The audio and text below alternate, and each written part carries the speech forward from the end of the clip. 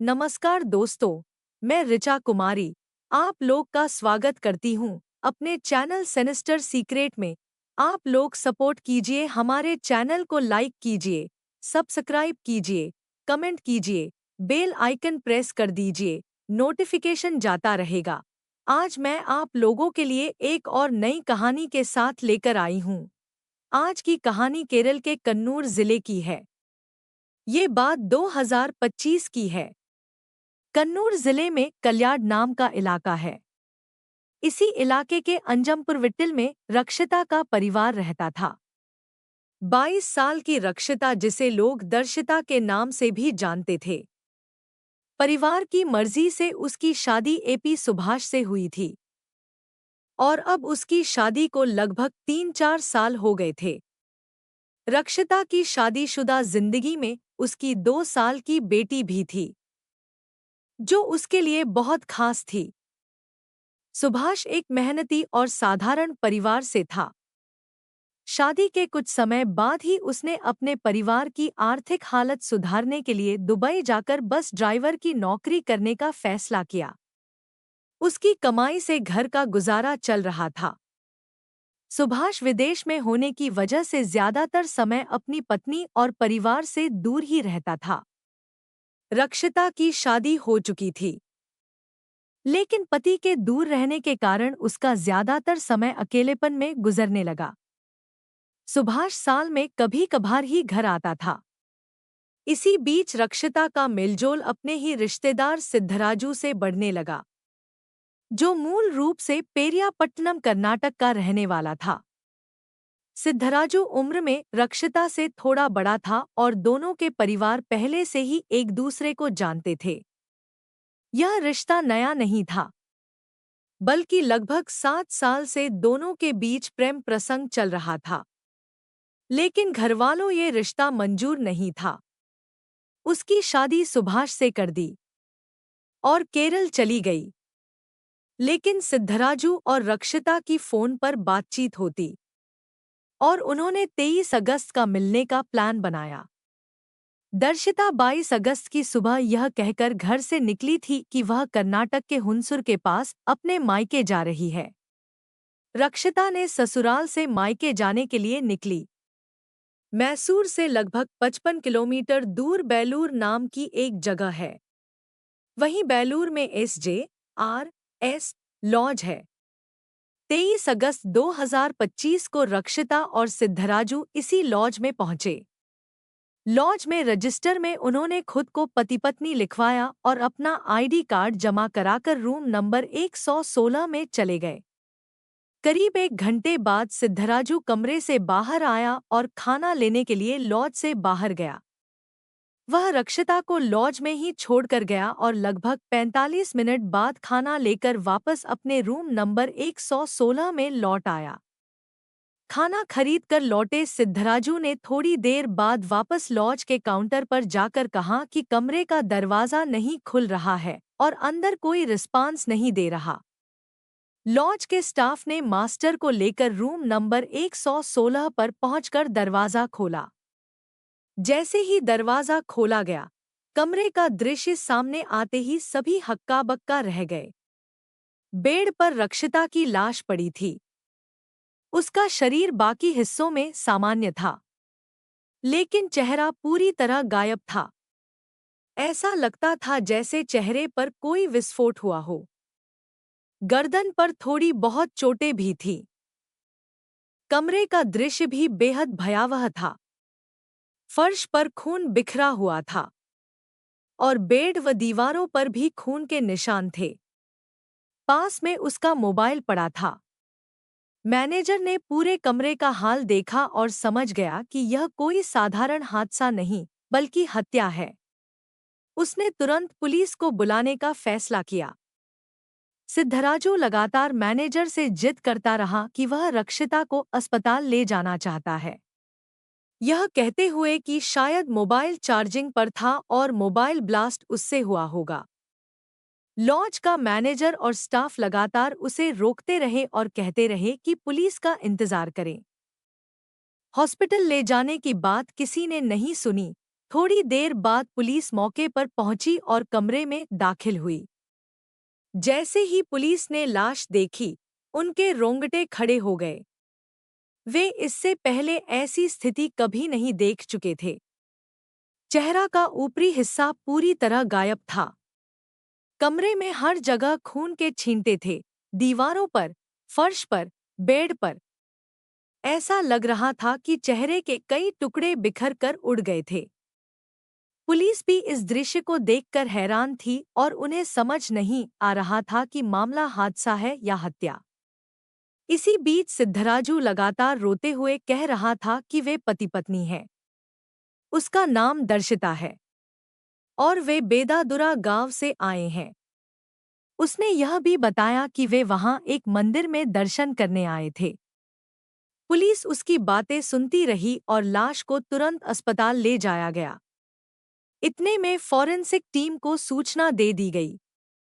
Team घटनास्थल पर आई, सारी चीजें देखीं और सिद्धराजू से फिर से बयान लिया गया।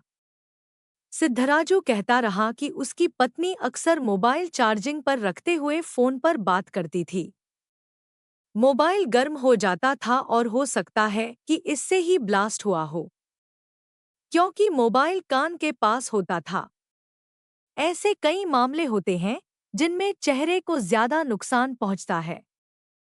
पुलिस ने शुरुआत में इसे पूरी तरह खारिज नहीं किया, लेकिन फॉरेंसिक टीम की नज़र कमरे में रखी कुछ अजीब चीजों पर पड़ी।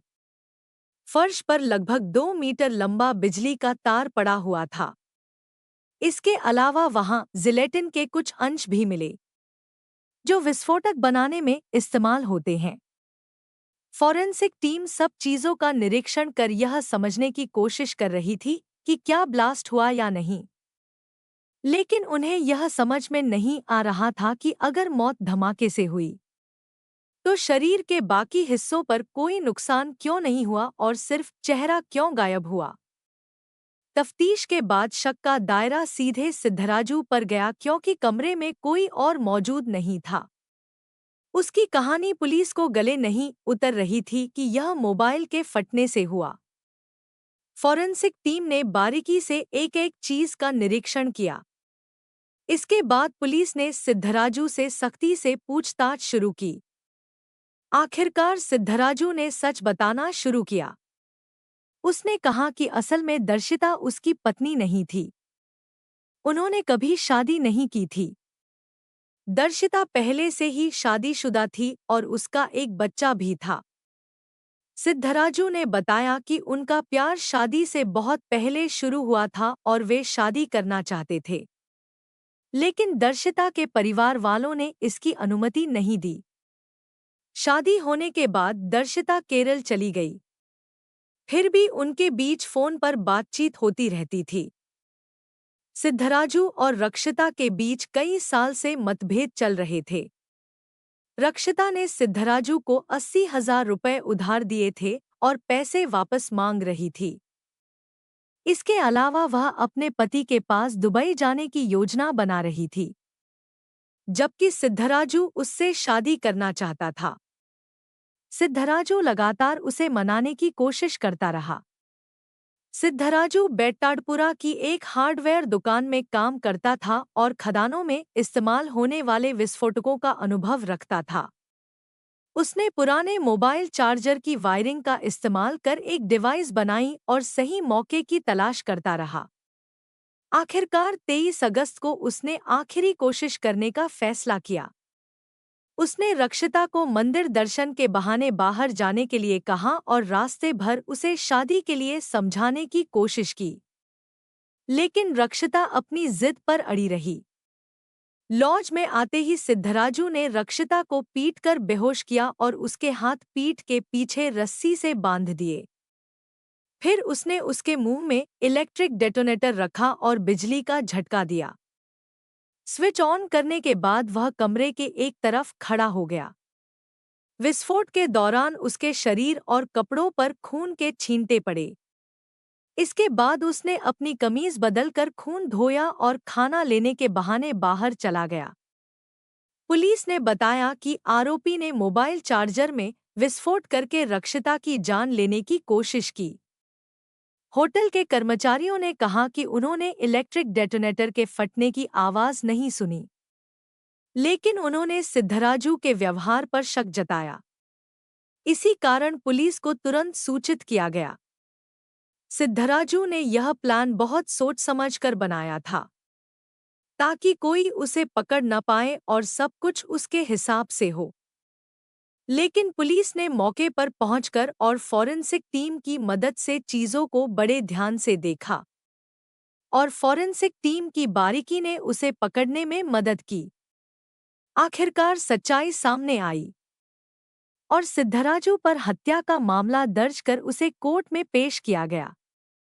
हत्या की घटना से एक दिन पहले रक्षिता के ससुराल में चोरी का मामला सामने आया था। उसके सास-ससुर ने बताया कि घर से सोने के आभूषण और नकद गायब हो गए थे। कुल मिलाकर लगभग 4 लाख रुपए और 30 तोला सोना लापता था। रक्षिता ने सुबह यह कहते हुए घर छोड़ा कि वह अपने मायके जा रही है। उसी दिन शाम को चोरी का पता चला। इस बात ने पुलिस को शक करने पर मजबूर किया कि चोरी और हत्या के बीच कोई संबंध हो सकता है। रक्षिता पर सिर्फ शक था कि शायद उसने चोरी की थी। चोरी का मामला सामने आने के एक दिन बाद रक्षिता की लाश लॉज में पाई गई। अभी पुलिस की जांच जारी है और इरिट्टी के डीएसपी के धनंजय बाबू और करिकोट्टाक्करी के पुलिस आयुक्त के जे विनय के नेतृत्व में एक टीम मामले की जांच कर रही है। पुलिस को शक है कि सिद्धराजू उस घटना में भी शामिल था, जिसमें दर्शिता ने अपने पति के घर से 4 लाख रुपए और 30 तोला सोना लूटे थे।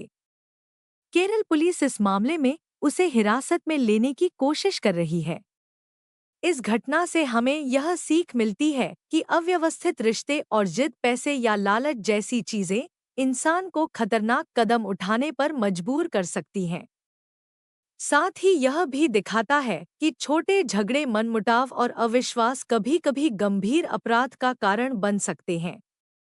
इसलिए अपने रिश्तों में समझदारी, ईमानदारी और धैर्य बनाए रखना बहुत जरूरी है।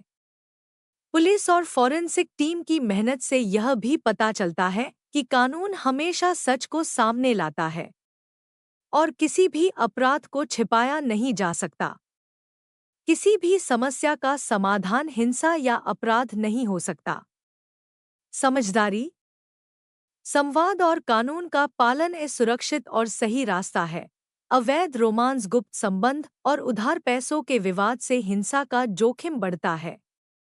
यह घटना महिलाओं की सुरक्षा, घरेलू आर्थिक विवशता और रिश्तों में पारदर्शिता पर बहस खड़ी कर सकती है। सिद्धराजू बेट्टाडपुरा की एक हार्डवेयर दुकान में काम करता था और खदानों में इस्तेमाल होने वाले विस्फोटकों का अनुभव रखता था। उसने पुराने मोबाइल चार्जर की वायरिंग का इस्तेमाल कर एक डिवाइस बनाई और सही मौके की तलाश करता रहा। अपनी जानकारी का गलत उपयोग ना करे। जानकारी का उपयोगी सही दिशा में करे, जो हमारे समाज और देश का हित और उपयोगी हो। अगर कोई भी एक दूसरे से प्यार करता है तो उसका सम्मान करे, ना कि एक दूसरे से बदला लेने का सोचे। खुश रहे, खुशी दे, समाज को सही शिक्षा दे। इस तरह का सोच से आगे बढ़े, समाज का मिसाल बने, समाज का कलंक नहीं बने। अपने लोगों का ध्यान दे, हंसते मुस्कुराते रहिए। धन्यवाद।